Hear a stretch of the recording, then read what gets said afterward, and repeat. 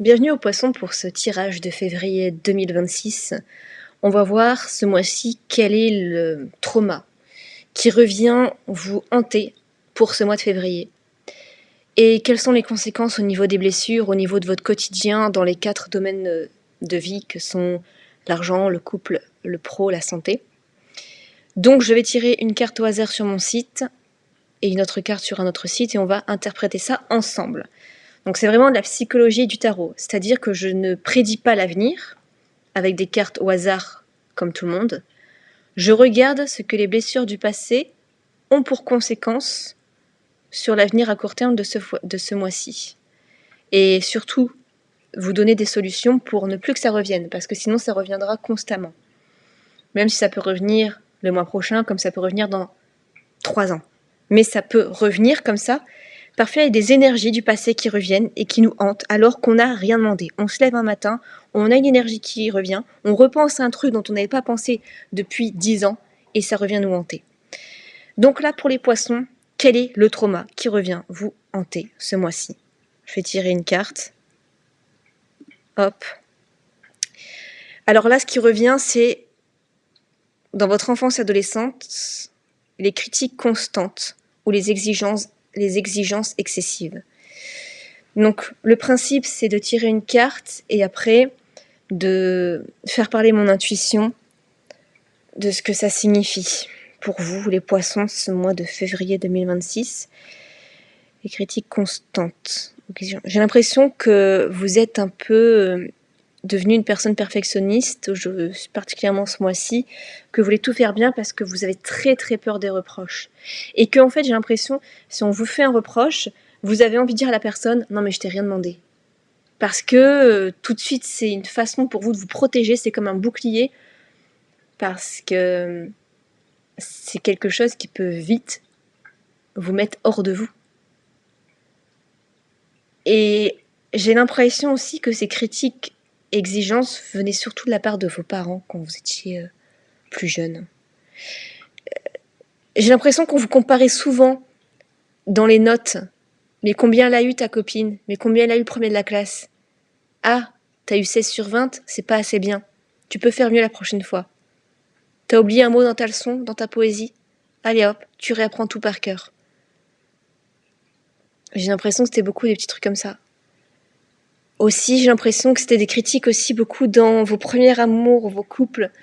L'autre personne, en fait, vous faisiez des reproches parce que vous n'étiez pas assez bien sur ce que lui pensait de la femme ou de l'homme idéal.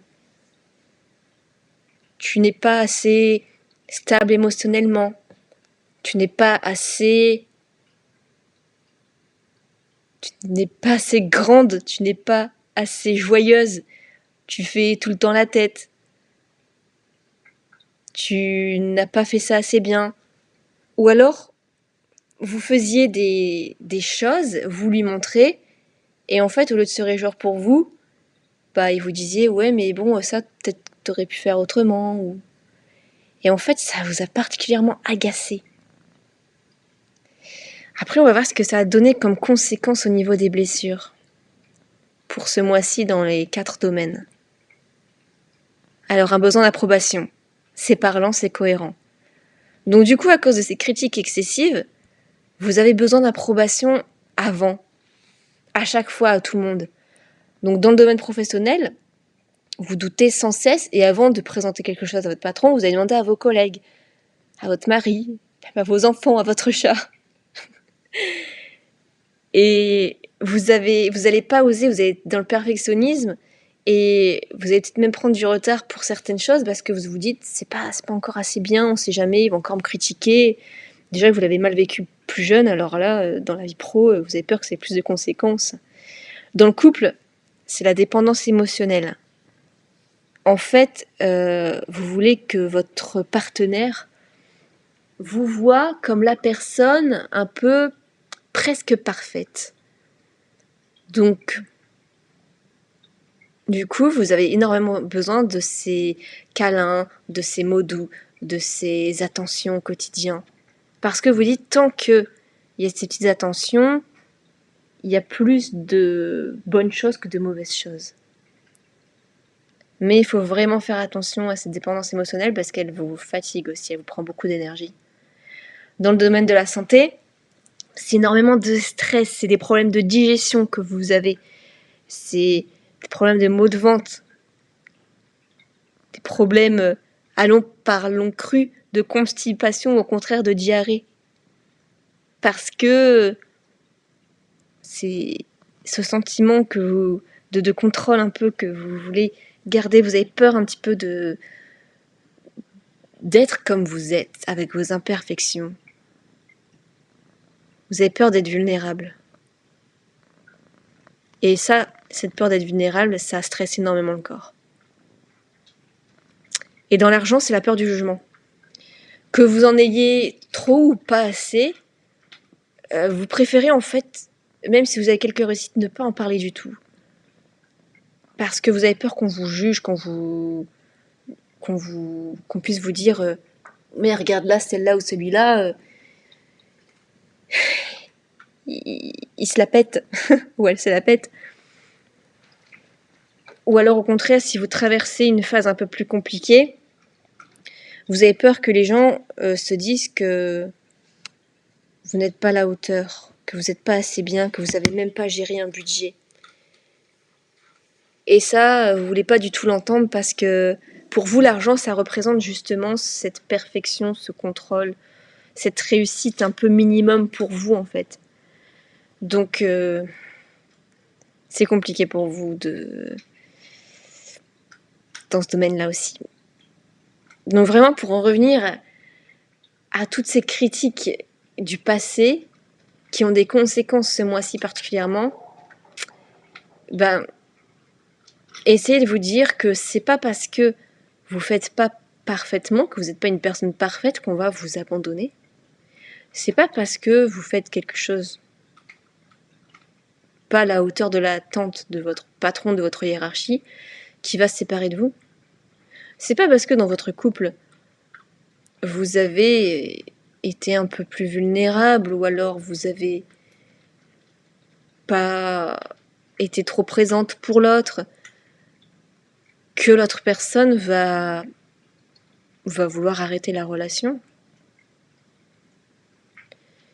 Ce qu'il faut plutôt penser à la place, c'est de se dire, est-ce que moi, j'aime les autres personnes dans leur imperfection? Et justement, oui. D'ailleurs, je vais vous donner un secret. Dans Toy Story, la première version n'a absolument pas marché parce que les jouets étaient tous parfaits. Ils avaient une personnalité parfaite. Donc en fait, on a testé un échantillon de personnes qui ont été voir le film et en fait, ils n'ont pas aimé. Et justement, c'était parce qu'ils étaient trop parfaits, les jouets. Donc ils ont refait une version de Toy Story où chaque personne a ses petits défauts.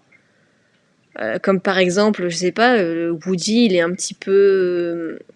comment dire il manque un peu de confiance en lui.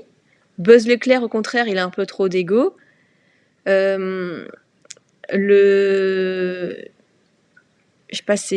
sais plus quel jouet aussi.